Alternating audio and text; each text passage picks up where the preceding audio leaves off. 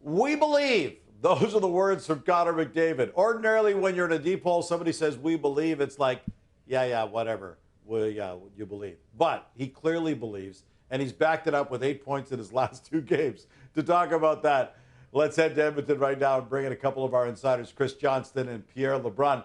Guys, it's amazing what Connor McDavid has been able to do. And sometimes when we're in the midst of it, we kind of lose track of it. 8 points over the last 2 games, NHL record for points in a 2-game streak in the Stanley Cup final. 11 points in the Cup final, just 2 points shy of Wayne Gretzky's record for points in a Cup final. Number 4 on the all-time list of most points in a postseason. Only Gretzky, Lemieux, and McDavid in that order right now. It's amazing what Connor McDavid has been able to do. You guys took time out to talk to a couple of other very high-profile current NHLers to get their take on McDavid. Pierre, what did you guys hear from these guys? Yeah, it was fun working on that piece with CJ here. We're not going to go through the entire piece, but there's a couple of the answers I really liked. One was from Nathan McKinnon, who talked about what struck him after the Oilers were down 3-0 and Connor McDavid is how calm Connor McDavid was in handling that situation. And I think that's telling from Nathan McKinnon, who is a very emotional player, an amazing player, but I think that's something he's worked on himself in his career. So it's interesting that that's one aspect that Nate McKinnon picked out in this amazing week here and playoffs for Connor McDavid. But Steven Stamkos sort of bringing us behind the curtain and saying when he worked out north of Toronto with Connor McDavid last summer, he was impressed that McDavid went to him and picked his brain about, winning a couple of cups in Tampa and what those runs were like and how do you prepare and all these little things that Stamkos said, yeah, I think he's ready for next season. Yeah, Sidney Crosby, Pierre, he's over in Europe right now, so he hasn't been able to watch the games live, but said he's been really tuned into the highlights and quite impressed with the way he's seen Connor McDavid somehow elevate his game even more. Implied that already the best player in the sport, but that he's been able to find that next level. And I think it is easy maybe to get lost in the moment because obviously we're used to Connor McDavid doing spectacular things. The guy's won 5 scoring titles already in his career, but this is maybe something a little bit extra. I mean, even Ryan Getzlaf, it was a quote that Pierre got, recently retired player, said that he's seeing something different in McDavid, even the way he's blocking shots, that he's refusing to lose. He's playing a different style of game, and that he believes that McDavid is finally ready to win a Stanley Cup. Let me ask you a question, guys, and I don't want to hyperbolize because you get caught in recency bias, but I saw Lemieux at his peak. I saw Gretzky at his peak. I saw Crosby at his peak.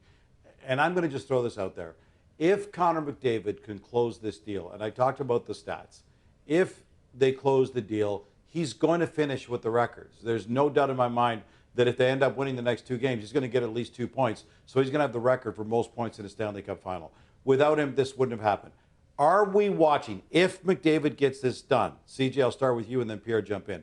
Are we watching one of the single greatest Stanley Cup playoff runs by anybody in NHL history?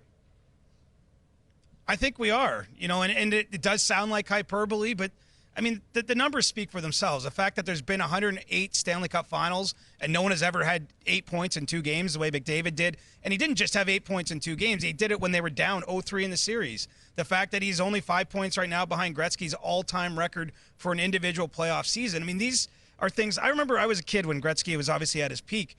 All the talk then was we're never going to see anything like this again, that he's setting records, pushing the barrier so far that no one's going to be able to get close. And while I think that's still largely true, I'm not saying that McDavid is better than Gretzky or anything of that matter, but the fact he's in a conversation to have that kind of playoffs, I think if they can come back, I mean, even if they don't come back, it's probably in the conversation, but if somehow Edmonton can win this series, I mean, who's better? What was better? What could we point to that was a better individual playoff season than this one? Gino, didn't you cover Rocket Richard at his peak, too? You forgot to drop that name there, but just kidding, buddy, I think. Listen, Jonathan Marchessault for that same piece, I mean, he said, listen, Jonathan Marchessault's too young to remember a lot of the names that we just talked about and certainly didn't play against them. But what he said very plainly is there's no one like this guy, that he believes that this is the greatest player ever that we're watching right now. And that one of the points that he made is this game has never been played at a faster rate, and he's still at a whole other level. As Marchessault said, everyone says, hit him, stop him, get in front of him. And Marchessault says, you can't. And that's from the guy who won the Conn Smythe last year.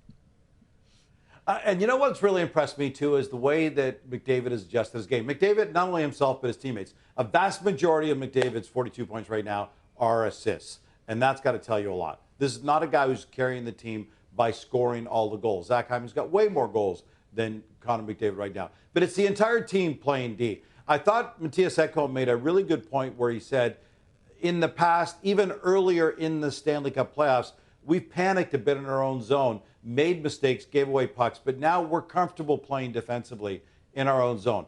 McDavid does it. The whole team plays great D. How critical has that shift been in the way the Oilers used to be offense dominated, now become a very solid defensive team that's got them back into this series with the Florida Panthers? Pierre? Yeah, Gino, it's the single most important reason why they're in the Stanley Cup final after chasing it the last several years and trying to get over the playoff bump and all the angst in the playoffs. That's why they're here. They finally became a balanced team who can defend and get the puck out. But it's interesting within that, though. Paul Coffey, who runs the defense, you talk to the Oilers defensemen and they'll tell you the first thing Paul Coffey told all of those D when he took over in November. Make plays. Make plays. Don't just throw the puck out. Even under duress, try to look for a forward. I want to have better plays, skilled plays.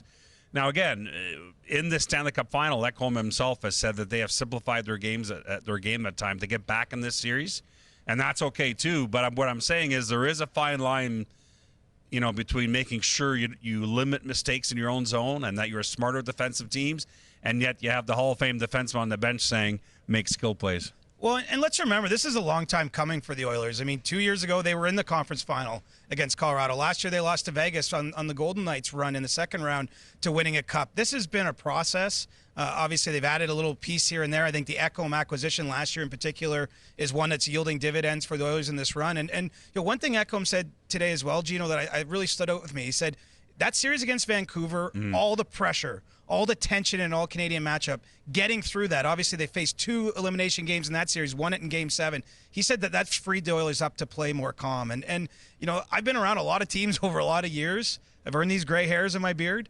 I can't believe how calm the Oilers have seemed, even when down 3-0, even when down 3-1. I mean, they just there's no sense of panic there. It doesn't guarantee that they're going to win or anything of that nature, but what it does say to me is they're going to put forward their best effort. They're not going to get in their own heads and clam up and lay an egg. And I would add to that that I think that just Gino, I just want to add, I think the Florida Panthers are pretty calm entering this Game 6, believe it or not. You look at their body language the last couple of days and some of their comments. I understand that they're feeling the kind of pressure they haven't felt in this final now that this is coming back to Edmonton.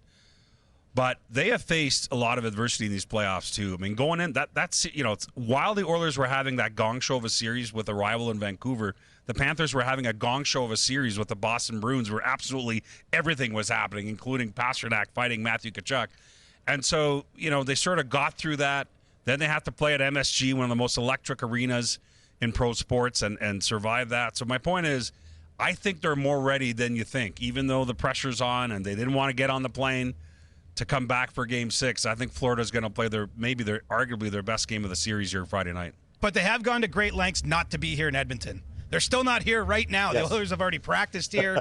They're definitely – and look, I can't blame them. We were down in Fort Lauderdale. It's nice there. Those guys drive to their practice rink in golf carts. It's a good life. But it's interesting to me that they did stay back and practice again Thursday and not, landing till late Thursday afternoon. And didn't affect them in Game 3, but a little different approach you typically see in this situation.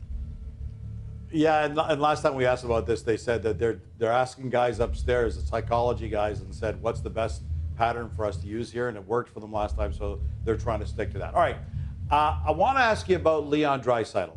We talk about adversity.